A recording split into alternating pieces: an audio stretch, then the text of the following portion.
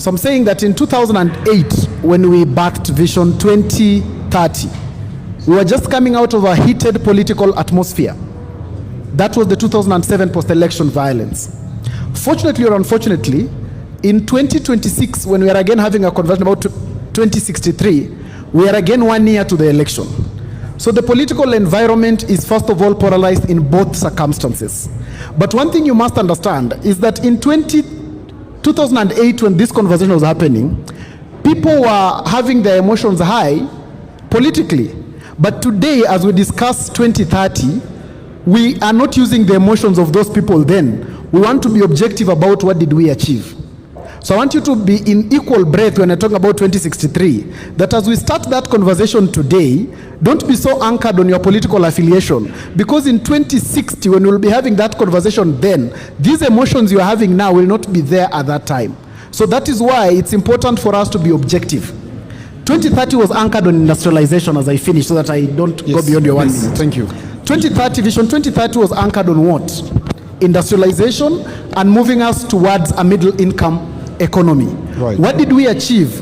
We heavily achieved matters about infrastructure. What is 2063 vision about? It is about making our country competitive globally. That by 2063, when a child goes to school in Kenya and a child goes to school in Germany, the outcome can be the same.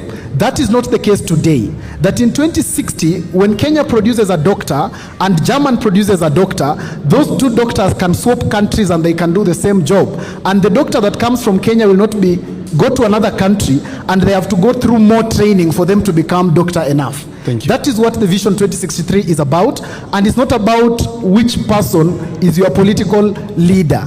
Because if nature has to obey consequence, then by 2063, all of us here will be alive, and the people we are supporting, most of them will not be.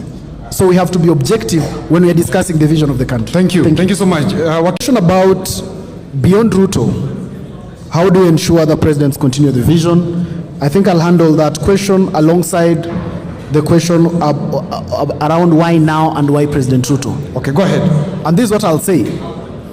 The only person with the legitimacy from the country to carry the head of the country and spur the development and the vision of a country is the president.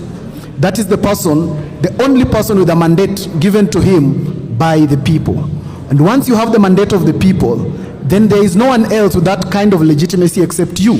In 2007, President Kibaki led us in the vision. After post-election violence, the only president who Kenyans contested and fought over. But for as long as he was sworn in, he became Kenya's president and he carried the vision of the country. Today, the person with that mandate is President William Ruto. Needless to say that even himself during the launch of Vision 2060, he said it himself that he'll be participating as a Kenyan, not as president. Those were his words. But regardless of that, he is the president of the republic, and countries are not led using emotions or what you feel about someone. It's about the legitimacy and one constitutionalism. And our constitution has given him the mandate to actually do that. Then there was second question. The second question was, why now? And I would ask, why not now? There will never be the right time for everything to be done. But when that time has come for someone to do something, we proceed and start doing it. For every time that you will ever want to do something, there will always be a reason why that time is wrong. If it happened 2 years ago, we would say why now when the Gen Z protest has just ended. If you did it in 2022, December, we would say why now when he has just begun. So there is always the right time. And for me, why now? My answer is, why not now? There is never a wrong time for you to actually look